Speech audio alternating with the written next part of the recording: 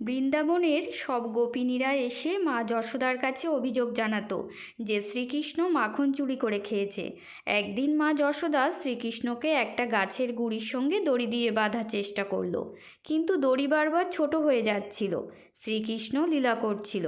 এদিকে মা যশোদা ক্লান্ত হয়ে পড়ল, কিছুতেই শ্রীকৃষ্ণকে দড়ি দিয়ে বাঁধতে পারছে না। শ্রীকৃষ্ণ দেখল মায়ের তো খুব কষ্ট হয়ে যাচ্ছে। অবশেষে শ্রীকৃষ্ণ ধরা দিল।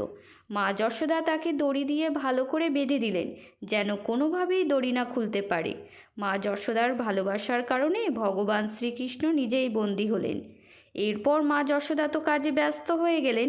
তখন শ্রীকৃষ্ণ গাছের গুঁড়িটাকে টানতে টানতে দুটো গাছের মধ্যে নিয়ে এসে গাছ দুটোকেই উপড়ে ফেললেন এবং গাছ থেকে অভিশপ্ত নলকূপ ও মণিগ্রীব নামে দুই দেবতাকে মুক্ত করলেন। ওই অর্জুন গাছের মধ্যে তারা অভিশপ্ত জীবন কাটাচ্ছিল।